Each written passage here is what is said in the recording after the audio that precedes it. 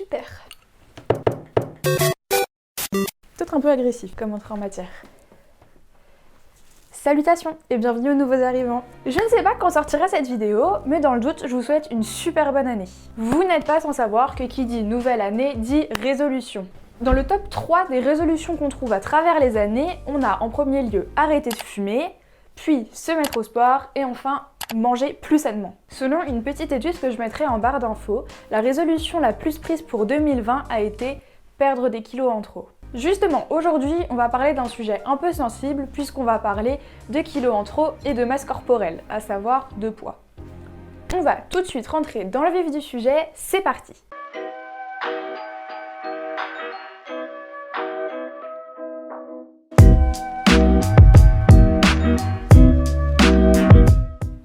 Alors on va se mettre à l'aise. Ouf. Alors déjà, j'ai du mal avec cette notion de kilos en trop qui veut pas dire grand chose. On sait pas sur quelles normes on se base pour juger si une personne est trop ou pas assez grosse.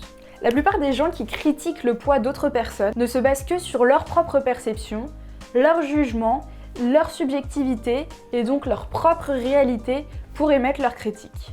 Qu'on soit bien d'accord, pourtant, sans le diagnostic d'un professionnel de santé, sans analyse médicale, on peut pas savoir comme ça à vue d'œil si une personne est en surpoids ou si au contraire si elle est en sous-poids. Il est clair qu'on vit malheureusement dans une société qui apporte beaucoup et même beaucoup trop d'importance à l'apparence physique et au poids des individus. Le physique d'une personne, et en l'occurrence dans notre thème d'une personne jugée trop grosse, peut être vraiment super décrédibilisant à son insu et même constituer un véritable handicap, que ce soit dans la sphère publique, professionnelle ou même privée. Et j'insiste fortement sur ce point, puisque en effet, selon une étude canadienne menée sur environ 2500 femmes en surpoids, 72% d'entre elles déclarent être victimes de discrimination et de préjugés, majoritairement de la part de leur propre famille. La discrimination commence généralement dès le plus jeune âge à l'école. Selon cette même source, que je mettrai en barre d'infos avec toutes les autres que je citerai dans cette vidéo, les jeunes obèses auraient 63% de plus de risques de subir des intimidations et des menaces donc de la part de leurs camarades de classe. Et ce, dès l'école primaire et jusqu'au lycée. Pour continuer dans les statistiques et vous montrer que la discrimination des personnes obèses est bien réelle et que c'est un vrai problème, sachez que 45% des demandeurs d'emploi estiment qu'il est correct et acceptable de refuser un job à des personnes en fonction de leur corpulence. Pourtant, selon la législation française, là on est clairement dans de la discrimination, à savoir adopter une différence de traitement envers une personne en fonction de son identité, c'est-à-dire de son genre, de son sexe, de son orientation sexuelle, de son apparence physique en l'occurrence. Il faut savoir aussi qu'on refuse plus souvent un emploi à une femme obèse qu'à un homme obèse. Et d'autant plus quand il s'agit d'un métier de contact, quand on va être amené à communiquer avec des clients, à rencontrer des gens, à promouvoir l'entreprise en réel, face à face avec une autre personne.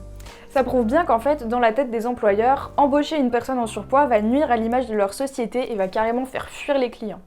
Comme je vous le disais, cette discrimination à l'embauche serait encore plus vraie pour les femmes, puisqu'on considère que les femmes vont séduire avec leurs attributs physiques les clients. On a tous en tête l'image de l'hôtesse de l'air, de l'infirmière ou encore de la secrétaire sexy. Et ça, c'est parce qu'on considère que la beauté, c'est un attribut typiquement féminin. Et même au-delà du fait de faire attention à son image, une femme doit rentrer dans des cases, respecter certains critères pour ne pas être considérée comme marginale, être mise carrément à l'écart de la société. Tout ça, ça correspond aux canons et aux idéaux de beauté qu'on peut retrouver un peu partout. Une fois de plus, qui impose ces normes? En général, les médias.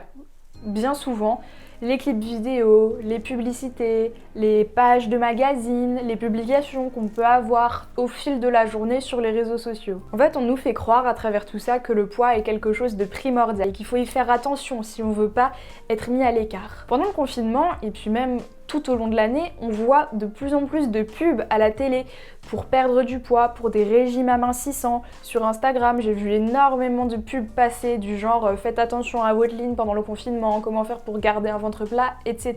C'est pour ça en fait qu'on se retrouve avec des générations entières d'adolescents mal dans leur peau, qui se font harceler par leurs camarades parfois, mal dans leur tête et bourrés de TCA. Et ça franchement c'est inacceptable et vraiment super triste.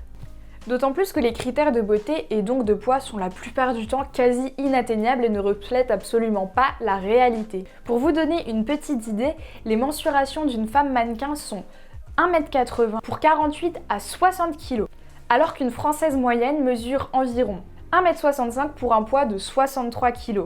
Donc là, on est vraiment sur deux données totalement opposées et qui n'ont rien à voir. Je sais pas si vous vous rendez bien compte, mais on est carrément loin de la réalité quand on regarde les mensurations d'une mannequin.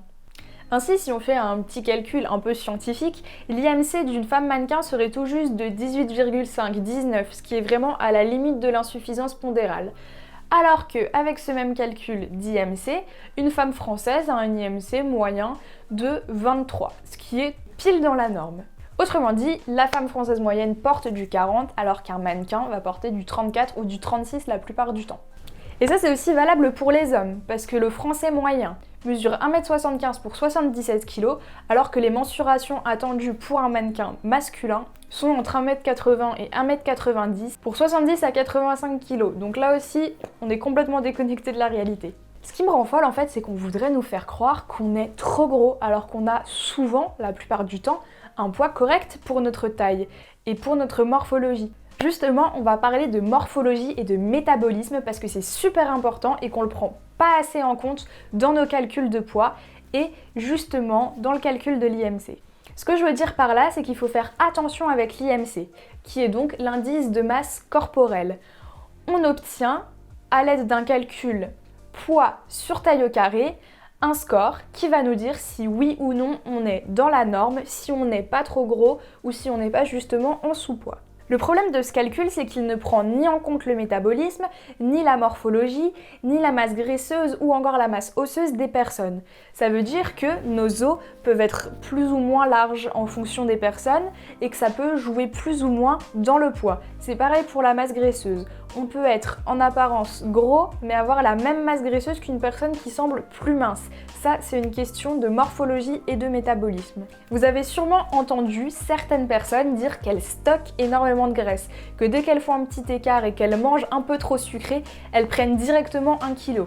Alors qu'il y a des gens qui peuvent manger des quantités astronomiques de nourriture sans jamais prendre un gramme. Ça, c'est justement une question de métabolisme.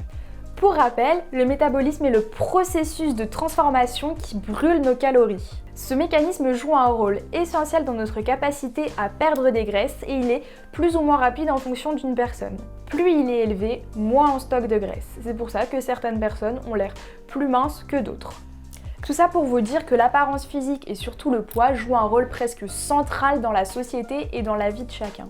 Tout le monde a des complexes. On s'est presque tous déjà senti mal dans notre peau, on s'est toujours dit en se regardant devant le miroir qu'on aimerait bien être plus maigre ou plus gros ou gommer certains défauts sur notre visage par exemple.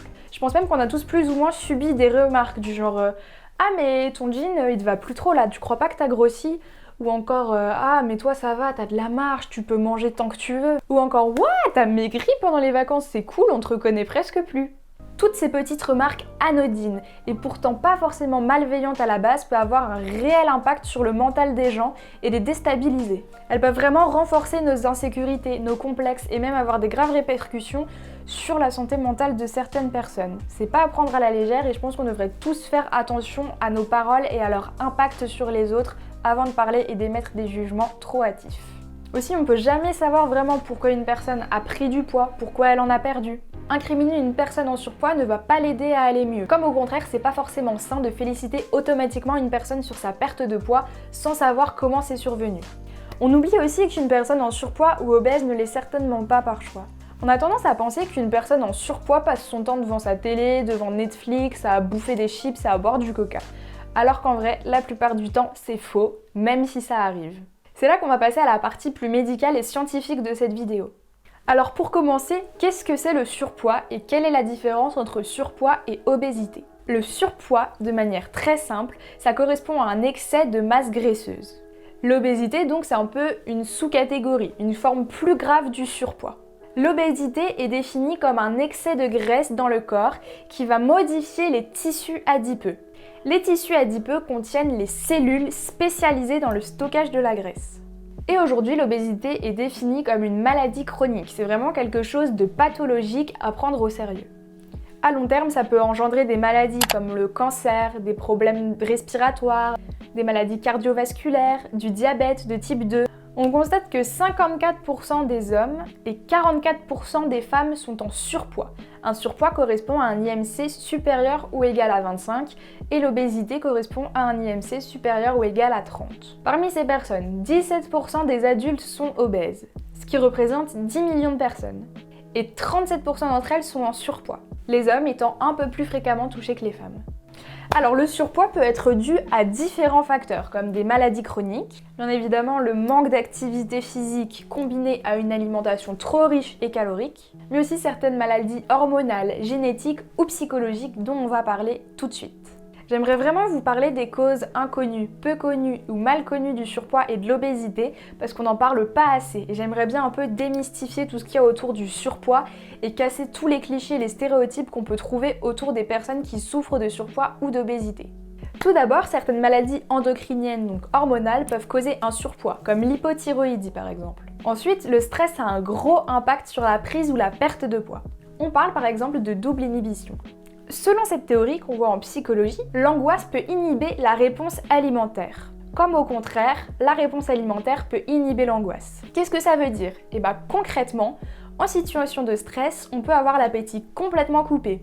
Au contraire, manger peut réduire cet inconfort lié au stress, on peut se sentir mieux après avoir mangé.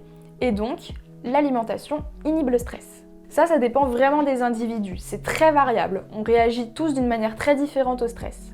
Enfin, les TCA jouent un rôle primordial dans la prise ou la perte de poids.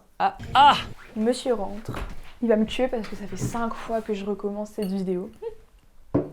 Bref. Aussi, les TCA peuvent jouer énormément dans la prise ou la perte de poids. Je pense particulièrement à la boulimie, qui consiste à ingérer de manière excessive et compulsive de la nourriture, puis à adopter des comportements compensatoires, comme se faire vomir ou jeûner pendant plusieurs heures. J'arrive! T'as pas d'abonnés d'ailleurs. Même tes parents ils regardent pas tes vidéos. Il existe aussi l'hyperphagie qui pousse à manger de manière incontrôlée, encore une fois des quantités excessives de nourriture. Pour vous donner un exemple très concret, si vous rencontrez une personne en fauteuil roulant dans la rue, vous n'allez pas lui dire « Eh mon pote, fais un effort, mets-toi debout, va courir !» C'est pareil pour les personnes obèses, quelle que soit la cause de ce surpoids, que ça soit psychologique ou pas, ça sert à rien d'incriminer une personne obèse puisque c'est quelque chose de pathologique qu'il ne peut pas forcément contrôler et qui est subi.